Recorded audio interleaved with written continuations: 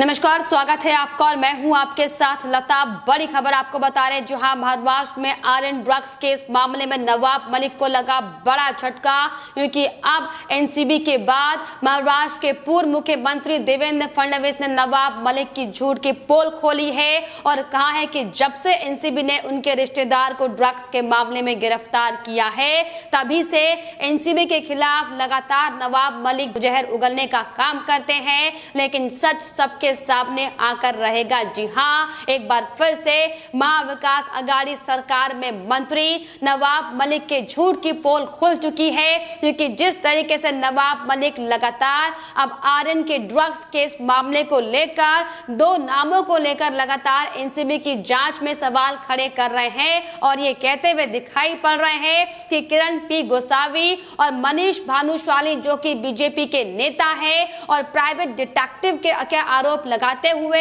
NCB की कार्रवाई पर तमाम तरह के सवाल नवाब मलिक ने हालांकि उठाने का काम किया था, लेकिन हालांकि एनसीबी पहले ही नवाब मलिक के तमाम सवालों को निराधार बताते हुए उन्हें आईना दिखाने का काम कर चुकी है। तो वहीं अब महाराष्ट्र के पूर्व मुख्यमंत्री देवेंद्र फडणवीस ने भी नवाब मलिक को आईना दिखाने का काम किया है। जी हां, और नवाब मलिक ने जो एक के बाद एक तमाम बेबुनियादी आरोप एनसीबी की कार्रवाइयों पर लगाए हैं, उस पर जवाब देते हुए पलटवार करते हुए ये कहा है कि नवाब मलिक का दर्द कुछ और ही है। जब से एनसीबी ने उनके रिश्तेदार को ड्रग्स के मामले में गिरफ्तार किया है, तभी से वे एनसीबी के खिलाफ आग उगलते हैं। सवाल ये नहीं है कि वहां पर कौन उपस्थित था या कौन उपस्थित नहीं था, सवाल ये है कि आखिर वहां पर ड्रग्स पार्टी कैसे चल रही थी। और इसके अलावा ये भी सवाल देवेंद्र फडणवीस ने नवाब मलिक से पूछा है कि अगर वहां पर ड्रग्स की पार्टी चल रही थी तो क्या उसका समर्थन नवाब मलिक करते हैं। और साथ ही साथ ये भी साफ तौर पर देवेंद्र फडणवीस ने कहा है कि ये जरूरी नहीं है कि बीजेपी के तार इससे जुड़े हुए या फिर नहीं जुड़े हुए हैं, लेकिन किस तरीके से नवाब मलिक बीजेपी का नाम लेकर किसी के इशारों पर कहानी बदलने की कोशिश कर रहे हैं, लेकिन जो सच है वो सबके सामने जरूर आएगा। और यही दरअसल बड़ी वजह है कि लगातार जो एक के बाद एक सच इस पूरे ड्रग एंगल के सामने आ रहे हैं। नवाब मलिक को, या यूं कहा जाए कि महाविकास आघाड़ी सरकार को अब लगातार घबराहट शुरू हो चुकी है, क्योंकि जो लगातार बड़े बड़े कनेक्शन इसके पहले भी बड़े बड़े मंत्रियों के ड्रग्स के मामले में सामने आए हैं, कहीं अब एनसीबी की जांच और ज्यादा ना बढ़ जाए, कहीं ईडी अब और तमाम अन्य जांच कर इन तमाम बड़े बड़े नामों का खुलासा ना कर दे। इसको लेकर लगातार महाविकास आघाड़ी सरकार चिंता में बनी हुई है और यही दरअसल बड़ी वजह है कि नवाब मलिक की ओर से अब एनसीबी की कार्रवाई पर बड़े बड़े सवाल खड़े किए जा रहे हैं। जी हां, क्योंकि जिस तरीके से नवाब मलिक के दामाद पर भी एनसीबी की बड़ी कार्रवाई हो चुकी है और अवैध तरीके से नशे के पदार्थों को रखने को लेकर, हालांकि 13 जनवरी 2021 को एनसीबी ने नवाब मलिक के दामाद समीर खान को गिरफ्तार किया था, जिनके खिलाफ 1000 पन्नों की चार्जशीट भी दायर की गई थी। हालांकि समीर खान को सितंबर में जमानत पर रिहा किया गया है। अभी फिलहाल समीर खान बेल पर हैं, लेकिन जो लगातार इस पूरे मामले को लेकर भी एनसीबी की जांच जारी है। जो नारकोटिक्स कंट्रोल ब्यूरो है वो लगातार अवैध तरीके से प्रतिबंधित नशे के पदार्थ को अपने पास रखने को लेकर जो लगातार नाम सामने आए थे उनकी जांच कर रही है। और यही दरअसल बड़ी वजह है कि महाविकास आघाड़ी सरकार की मुश्किलें बढ़ी हुई हैं और एक के बाद एक तमाम तथ्यहीन बातों को सामने लाकर नवाब मलिक उन दो एजेंटों को, जिन्हें साफ तौर पर एनसीबी ये कह चुकी है कि जो लगातार आरोप नवाब मलिक की ओर से लगाए जा रहे हैं, जिस तरीके से एनसीबी की बड़ी बड़ी कार्रवाइयां जो सामने आ रही हैं, इस पर जो सवाल खड़े करने का काम नवाब मलिक कर रहे हैं, इसको लेकर हालांकि एनसीबी ने भी मुंह तोड़ जवाब देने का काम नवाब मलिक को किया है और ये बताया है कि जो आरोप नवाब मलिक की ओर से लगाए जा रहे हैं, जिन दो का नाम लेते हुए उसे भारतीय जनता पार्टी के नेताओं के रूप में पेश करने का काम नवाब मलिक कर रहे हैं, वो दरअसल सिर्फ और सिर्फ उनके गवाह हैं। और इस पूरे मामले पर जांच को लेकर जांचबीन करने के लिए एनसीबी की टीम ने उन्हें अपने जांच में शामिल करने का काम किया है। जी हां, और साफ तौर पर बयान देते हुए एनसीबी ने यह कहा है कि इन बाहरी लोगों को एनसीबी ने खुद अपनी रेड में शामिल किया है, जिसमें प्रभाकर सेल के साथ ही किरण गोसावी, जिस पर आरोप लगातार नवाब मलिक लगा रहे हैं, मनीष भानुशाली, इन पर भी लगातार आरोप नवाब मलिक लगा रहे हैं। इनके अलावा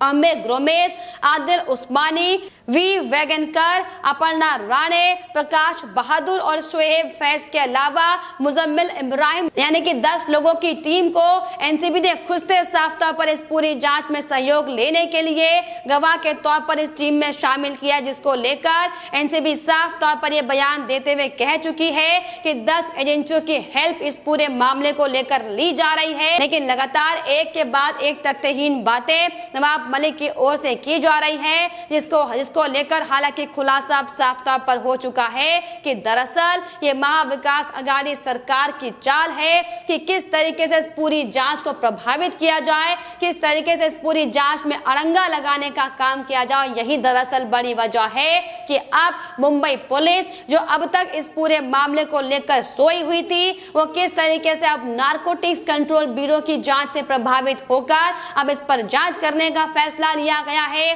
कैसे उद्धव सरकार के मंत्रियों ने अब अपनी नींद को खोलकर ये जो बड़ा नशे का रैकेट सामने आया, इसके खिलाफ जांच करने के हालांकि आदेश दिए हैं, जिसको लेकर एनसीबी की जांच के साथ ही एनसीबी के खिलाफ जांच करने और जो पूरा ये ड्रग का केस सामने आया है, इसमें जांच करने की बात अब महाराष्ट्र पुलिस की ओर से की जा रही है, जो कि साफ तौर पर यह बताता है कि ड्रग्स के आरोपी आर्यन खान को बचाने के लिए अब किस हद तक उद्धव सरकार अपने नए नए पैतरे इस्तेमाल करने का काम कर रही है। लेकिन जिस तरीके से लगातार एक के बाद एक तमाम सबूत सामने आ रहे हैं, या फिर यूं कहा जाए कि कैसे खुद ही शाहरुख खान और गौरी खान ने, अगर आपको याद होगा कि अपने कई पुराने इंटरव्यू में यह साफ तौर पर कहा है कि वो खुद इस बात को स्वीकार करते हैं कि 18+ होने के बाद वो अपने बेटे को हर तरह की छूट देने का आश्वासन देते हैं। और अगर आप इंटरव्यू में देखेंगे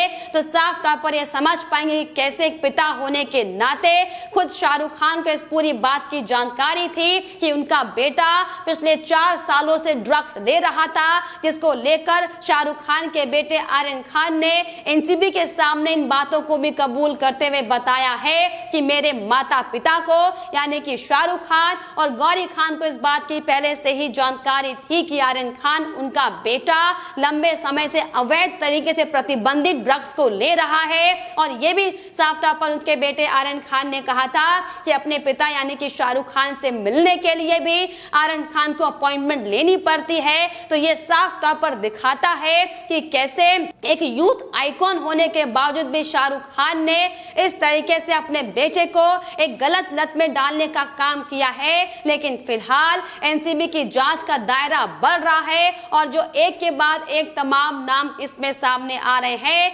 हालांकि पहले कैसे 8 लोगों की गिरफ्तारी इस पूरे मामले को लेकर की गई थी, लेकिन अगर अब वर्तमान की बात की जाए तो 17 लोगों को गिरफ्तार एनसीबी की टीम ने इस पूरे मामले पर किया है। और यही दरअसल बड़ी वजह है कि लगातार एनसीबी की जांच का दायरा बढ़ रहा है, लगातार नवाब मलिक की घबराहट बढ़ रही है और कैसे इस जांच को रोका जाए और कैसे इस जांच को प्रभावित करने का काम किया जाए, इसको लेकर उद्धव सरकार की ओर से नए नए पैंतरे खोजने का काम किया जा रहा है, जिसका नतीजा हमने देखा कि कैसे बीती रात को नवाब मलिक ने अपने ट्विटर हैंडल पर भी साफ तौर पर बीजेपी और एनसीबी की कार्रवाई पर सवाल खड़े किए थे। और पी गोस्वामी से लेकर मनीष भानुशाली के जो वीडियो वहां पर जांच एजेंसियों के पास जाने के हैं, उसको लेकर वीडियो वायरल करते हुए अपने ट्विटर हैंडल से साफ तौर पर सवाल खड़े किए थे। आखिर क्यों पी गोस्वामी और मनीष भानुशाली एनसीबी के दफ्तर से निकलते हुए और उन्हें आते हुए दिखाई पड़ रहे हैं, जिसको लेकर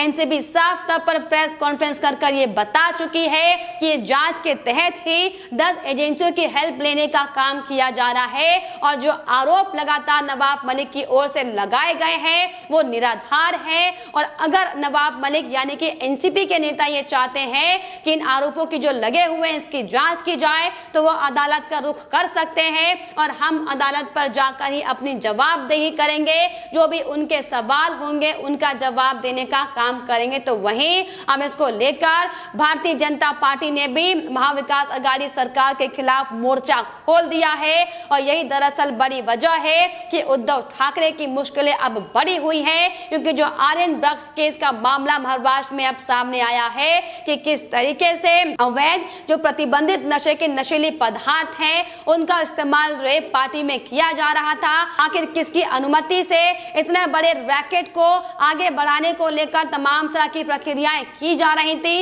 इसको लेकर लगातार एनसीबी की जांच में हो रही है। हालांकि ईडी भी अब इस पूरे मामले पर अपने स्तर पर जांच कर रही है, क्योंकि जो बड़े बड़े खुलासे एनसीबी के सामने आए हैं और जिस तरीके से जो चैट्स वायरल हुई हैं कि ये बड़ा कारोबार पिछले कई सालों से मुंबई यानी कि महाराष्ट्र में चल रहा था, जिसमें अंतरराष्ट्रीय ऐसे कई गिरोह हैं, कई ऐसे नशे के पैडलर हैं जो इसमें शामिल हैं। इनकी तह तक जांच हालांकि एनसीबी की टीम कर रही है और यही दरअसल बड़ी वजह है। अब आर्यन ड्रग्स मामले को लेकर अब आर्यन खान को बचाने के लिए महाविकास आघाड़ी पुरजोर कोशिश कर रही है। किस तरीके से पूरा बॉलीवुड गैंग नशे की लत में खोया हुआ ये सबको पता है, क्योंकि हाल ही में जो एक के बाद एक तमाम नशे के ड्रग्स को लेकर जो बड़ा रैकेट खुलासा महाराष्ट्र में हुआ था एनसीबी की टीम की ओर से, और अब जब आर्यन खान का इस पे नाम सामने आया है तो लगातार बॉलीवुड इंडस्ट्री के ऐसे ऐसे लोगों को बचाने का काम महाराष्ट्र की सरकार कर रही है।